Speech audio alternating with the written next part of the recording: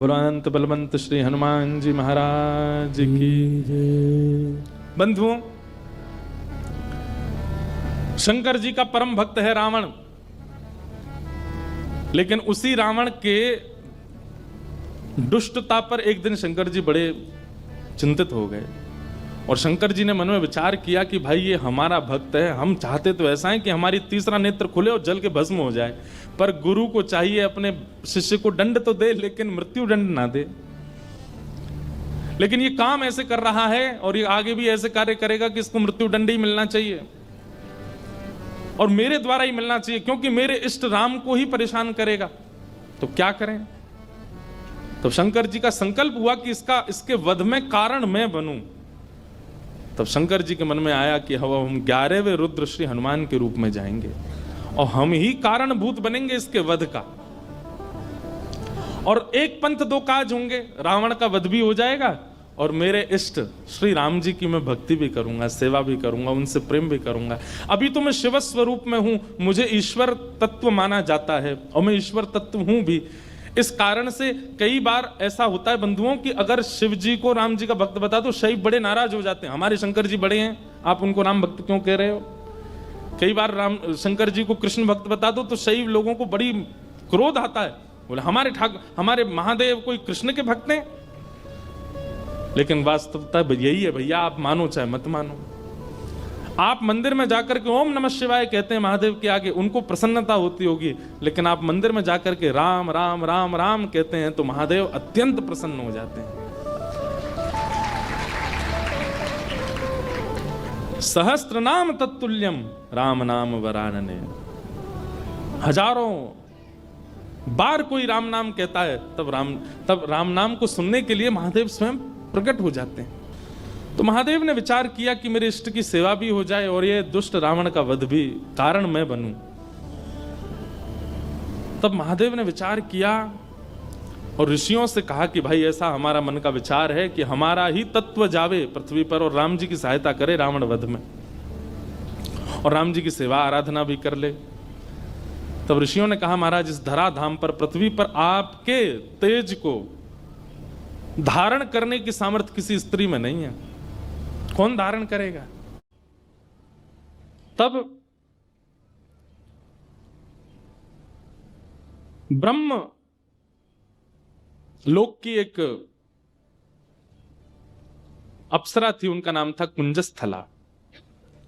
उन्होंने एक ऋषि का उपहास किया, बहुत ध्यान से सुनिएगा, और उस उपहास के कारण ऋषि ने उनको शाप दे दिया कि तुम बानरी हो जाओ। इतनी जोर से हंस रही हो संतों के ऊपर।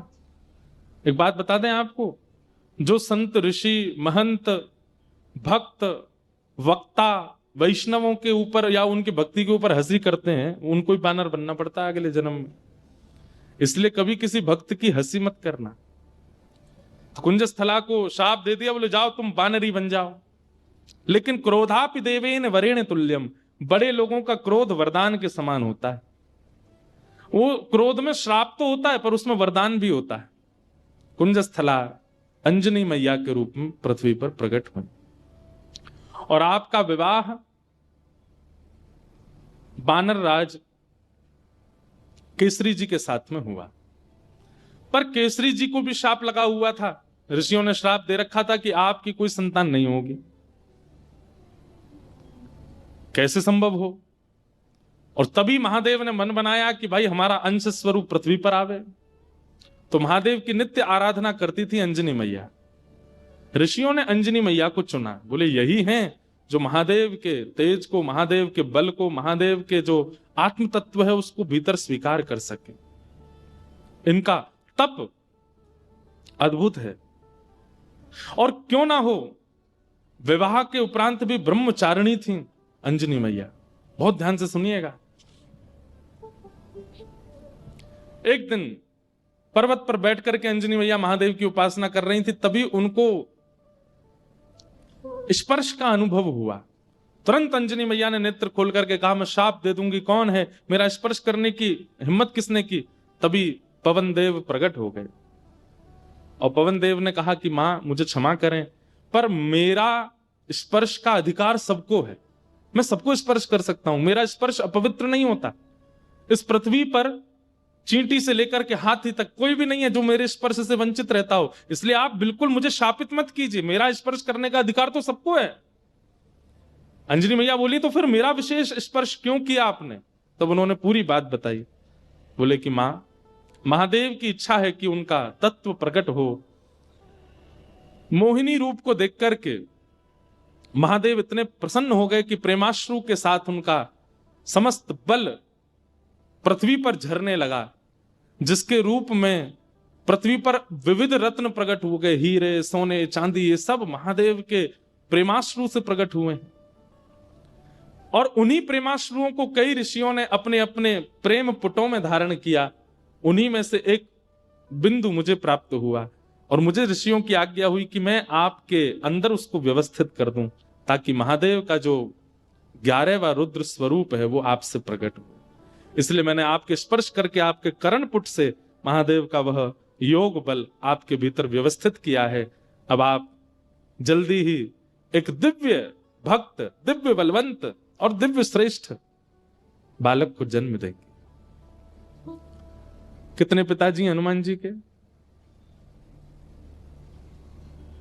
पवन पुत्र, शंकर सुवन और केसरी नंदन। पवन देव के वे पुत्र हैं। हनुमान जी के शंकर, अब यहां पर ऋषियों का, संतों का शंकर स्वयं केसरी नंदन, शंकर स्वयं ही आए हैं और शंकर सुवन यानी कि उनके पुत्र हैं।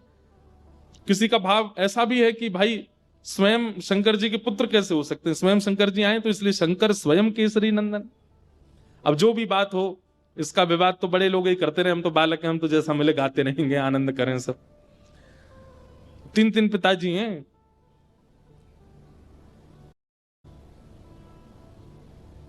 इस प्रकार आज ही के दिन अंजनी मैया ने, अंजनी मैया के दिव्य कोख से दिव्य तेज प्रकट हुआ और पृथ्वी पर प्रकट हुए इस पृथ्वी के रक्षक, भक्तों के रक्षक, दानवों का दलन करने वाले प्रभु श्री राम के अनन्य भक्त पवन पुत्र श्री हनुमान जी महाराज की जय हो, जय हो, जय हो। श्री हनुमान जी का प्रादुर्भाव हुआ, तीनों लोकों में डुमडुमियां बजने लगी, देवता सब आनंदित हो गए, सब सुरक्षित अनुभव करने लगे। क्यों? बोले अब हमारी रक्षा करने वाले आ गए। श्री हनुमान जी महाराज का प्रादुर्भाव हुआ। देवताओं ने आकर के सबने उनको बल प्रदान किया, किसी ने बल प्रदान किया, किसी ने गदा प्रदान की, किसी ने बुद्धि प्रदान की, किसी ने मेधावी। इस प्रकार से सब देवताओं ने आकर के हनुमान जी महाराज को दिव्य दिव्य तेज प्रदान किया। पर भैया एक बात सुनिएगा, हनुमान जी महाराज के पास एक भी वस्तु ऐसी नहीं है जिसकी कमी हो। वो भले ही बानर थे, पर बानर रूप में भी इतने सुंदर थे कि उनको देखने के लिए राम जी लालायित रहते थे कि कोई हनुमान जी को मेरे सामने बैठा दो। आज भी अनेक हनुमान मंदिरों में आप देखेंगे हनुमान जी के सामने ही राम जी बैठे होंगे। प्रियतम को सामने बैठाया जाता है, भले ही भक्त हैं हनुमान जी, लेकिन राम जी को उनका दर्शन इतना अच्छा लगता है, पूरा विश्व राम जी को देखता है, पर राम जी हनुमान जी को देखते हैं। और इस सुंदरता का कारण क्या है कि हनुमान जी में इतनी योग्यताएं हैं, पर सारी योग्यताएं भक्ति से ढकी हुई है। हम लोग कैसे हैं? हमारी सारी योग्यताएं प्रकट रहती हैं। कोई व्यक्ति अगर बहुत बुद्धिमान होता है ना, उसके रूप से ही पता चल जाता है कि बहुत बुद्धिमान है। ये देखो हनुमान जी डोल रहे हैं, भाई आ जाओ, आहा आ जाओ, मंच पे आ जाओ। ये देखो पूंछ से लपेट दो एक आध पंडित जी को। अनंत बलवंत श्री हनुमान जी महाराज, यहाँ बैठ जाओ, आगे ये स्पीकर के आगे बैठ जाओ। हाँ बैठ जाओ। हनुमान जी बेचारे दांत नहीं है इनके, बैठ जाओ। खड़े रहोगे थक जाओगे। हे हनुमान जी बैठ जाओ, पूंछ संभाल के। गदा नीचे धर दो, गदा नीचे रख दो, थक जाओगे। बस ऐसी कथा सुनते रहो। बोलो हनुमान जी महाराज की जय। तो हनुमान चालीसा करके ही जाना सब लोग, उससे पहले मत चले जाना। हम लास्ट में ही करेंगे कि आप चले नहीं जाओ, आपसे पहले तो हमको जाना है। पर तो क्या बता रहा था मैं, हाँ हनुमान जी में सारे गुण हैं। अष्ट सिद्ध नवनिधि के दाता, असवर दीन जानकी माता। अष्ट सिद्ध नवनिधि के दाता, अष्ट सिद्धियां हैं, नवनिधियां हैं। महाराज हम पे तो एक सिद्धि आ जाए, सिद्धि नहीं भी आवे तो हम लोग फूले नहीं समाते, उन पे तो 8 सिद्धियां हैं, 9 निधियां, पर फिर भी हनुमान जी महाराज इतने दीन कैसे? भक्ति। किसी का ज्ञान प्रधान होता है, किसी का स्वरूप प्रधान होता है, किसी की योग्यताएं प्रधान होती है, पर हनुमान जी महाराज ने सबको गौड़ करके अपने भक्ति को प्रधान रखा है। अच्छा एक बात बताएं, हनुमान जी का एक गुण है, बहुत ध्यान से सुनिएगा। हम सब में कोई योग्यता आ जाती है, जैसे किसी को गाना आ जाए, किसी को बजाना आ जाए, किसी को नाचना आ जाए, तो अपने उस गुण के स्वामी हम खुद बन जाते हैं। जो भी गुण है हमारे अंदर, उस गुण के स्वामी कौन है? हम खुद बन जाते हैं। पर हनुमान जी ने अपने सारे गुणों का स्वामी राम जी को बना दिया। मेरे अंदर बल भी है तो राम जी की कृपा, मेरे अंदर बुद्धि भी है तो राम जी की कृपा, मेरे अंदर योग्यताएं भी हैं तो राम जी की कृपा। मैं सब जानता हूं पर अपने मन से कुछ नहीं करूंगा, राम जी कहेंगे तो ही करने जाऊंगा, तो ही करूंगा। पर हम लोग कैसे हैं? सारे गुणों को, सारी श्रेष्ठताओं को अपने ऊपर ले लेते हैं, इसलिए हम लोगों का उससे कल्याण नहीं होता, उससे कहीं ना कहीं हमारा मन विक्षिप्त रहता है। एक लीला सुना करके फिर हनुमान चालीसा गाते हैं। ठाकुर जी भी आ गए। जैसे किसी की विदाई होती है तो कोई बहुत रोता है ना, तो उसको अंदर कमरे में ले जाके समझाते हैं। ऐसे बेचारे के समझा बुझा के लाए, बोले फिर आएंगे कोल्हापुर में, फिर भक्त चरित्र होगा, आप चल दो, ऐसे मत करो।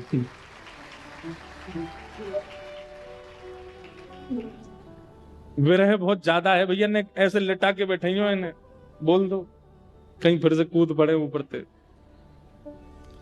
तो एक लीला सुनिए सब लोग, इधर देखो, उसके बाद हम कथा विश्राम करेंगे। हनुमान जी लौट रहे थे लंका से, पुष्पक विमान में राम जी के साथ बैठे थे।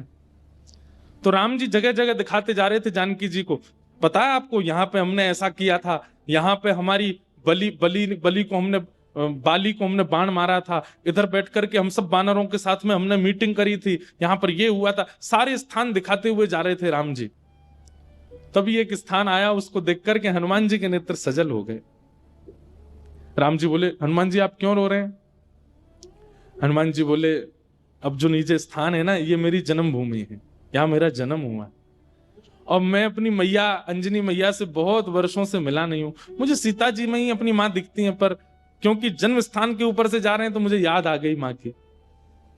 राम जी बोले, इसी वक्त यहीं पर ही विमान रोको, नीचे चलो, तुम अपनी माँ से। नहीं नहीं भगवान लेट हो जाएंगे। बोले नहीं, कोई देरी नहीं, हम भी मिलेंगे, हमारे हनुमान जी की माता जी का हम भी दर्शन करेंगे। हनुमान जी बोले, आप मिलेंगे मैया से? बोले हाँ मिलेंगे, चलो। और महाराज, अब कई लोग तो अलग अलग स्थान बताते हैं, पर एक प्रकार से श्री हनुमान जी महाराज महाराष्ट्र में जन्मे, नासिक के पास में श्री हनुमान जन्म स्थान है, ऐसा माना जाता है। सब लोग अलग अलग स्थान मानते हैं, पर हम नासिक में गत वर्ष 1 महीना थे, तो वहां हमको वहीं बताया गया कि यहीं पर ही श्री हनुमान जी महाराज का जन्म हुआ। दंडक वन, दंडकारण्य वन। और लगता भी है वहां स्थान पर, ऐसा प्रतीत भी होता है कि हनुमान जी यहीं जन्मे होंगे। तो वहां पहुंचे और सीता जी, राम जी, सब लोग गए तो देखा एक पर्वत के ऊपर नेत्र बंद करके बैठी अंजनी मैया। नेत्र खोल करके जैसे ही देखा तो सामने राम जी, जानकी जी, लक्ष्मण जी, सब वानरों की सेना और श्री हनुमान जी महाराज आ रहे। अंजनी मैया के नेत्र सजल हो गए, दंडवत प्रणाम किया। बोले वाह, ऐसा पुत्र पूरे विश्व की मैयाओं को मिले जो साक्षात भगवान को लेकर के आवे। हनुमान जी को हृदय से लगा करके मैया बड़ी प्रसन्न हो गई। अरे मेरे लाल, अरे मेरे सुत, खूब पुचकारने लगी। वो प्रेम देख करके सबके नेत्र सजल हो गए। कितना प्रेम कर, हनुमान जी इतने बलवान हैं, लेकिन मैया को देख करके बालवत हो गए, छोटे से लाला बन गए। जैसे एक लाला अपनी माँ के वक्ष पर ऐसे सिर रगड़ता है और माँ के गोद में बैठ जाता है, माँ के ऊपर चढ़ जाता है, ऐसे हनुमान जी चढ़ गए अपनी मैया के ऊपर। और श्री अंजनी मैया एक बालवत जैसे लाला को प्रेम करती हैं, ऐसे हनुमान जी को हृदय से लगा खूब पुचकार रही हैं। हनुमान जी के नेत्र सजल हो गए, राम जी के नेत्र सजल हो गए देख करके अंजनी मैया के इस प्रेम को। अब मैया बोली लाला चल अब उतरो, देखो ठाकुर जी आए, कुछ सामग्री बनाऊं, कुछ पधराऊं इनको। सामग्री सिद्ध की, राम जी के नेत्र सजल हो गए देख करके अंजनी मैया के इस प्रेम को। अब मैया बोली लाला चल अब उतरो, देखो ठाकुर जी आए, कुछ सामग्री बनाऊं, कुछ पधराऊं इनको। सामग्री सिद्ध की, अंजनी मैया ने राम जी को अपने हाथ से भोजन पवाया। हनुमान जी आज इतने प्रसन्न हैं कि मेरी जन्मभूमि पर राम जी आए हैं। देखो हनुमान जी का एक गुण देखा आपने, हनुमान जी ने जिद नहीं की राम जी से कि मेरे घर चलो, राम जी खुद गए।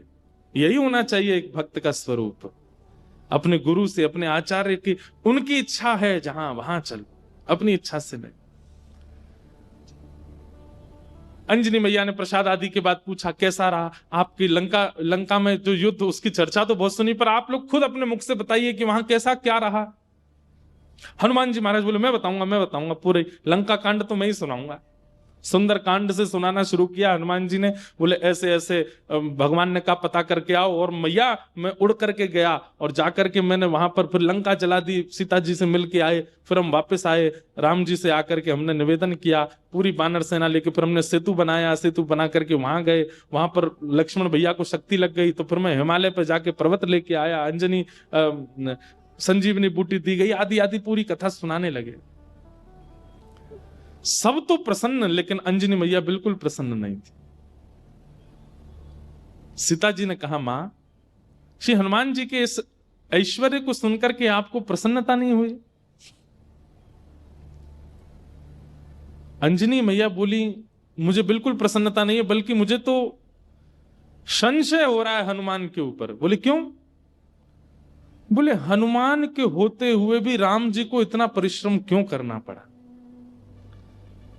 ये मेरा पुत्र हनुमान है, इसकी परवरिश ऐसी हुई है, इसका लालन पालन ऐसा हुआ है कि ये अकेला चाहे तो अपने एक बाम पाद प्रहार से पूरी लंका को रसातल में भेज सकता था।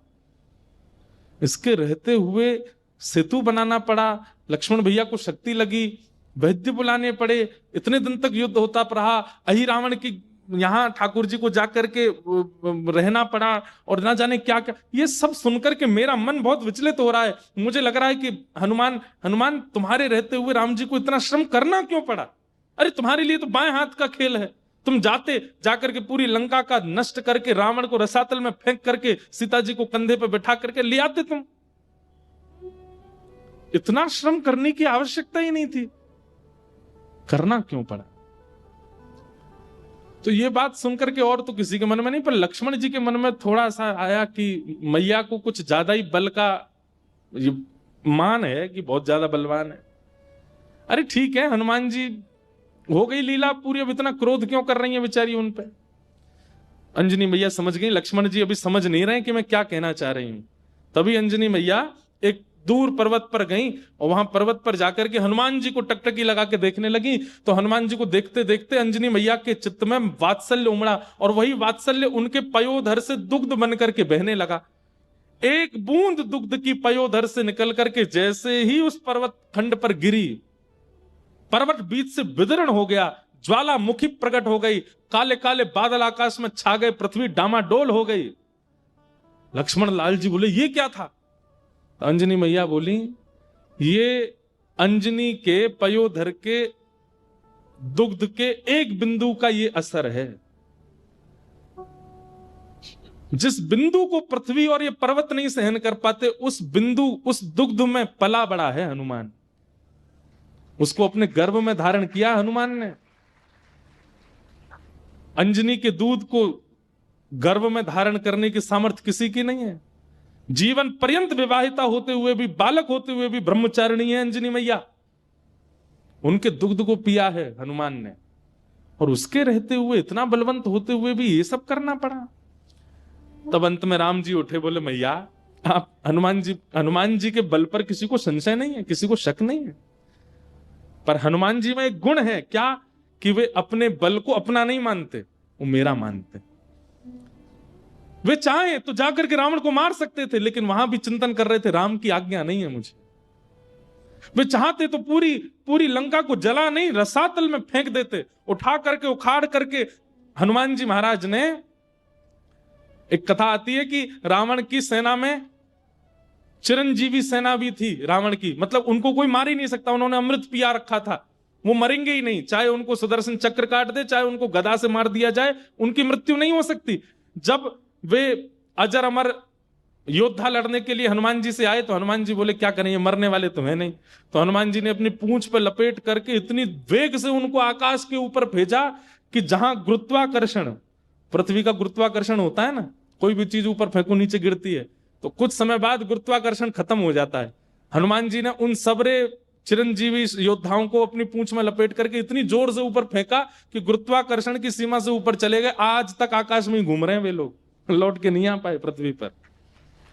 तो श्री हनुमान जी महाराज के बल में किसी को संशय नहीं है, पर राम जी कहते हैं तब प्रताप रघुनाथ, वो अपने प्रत्येक बल को मेरा प्रताप मानते हैं।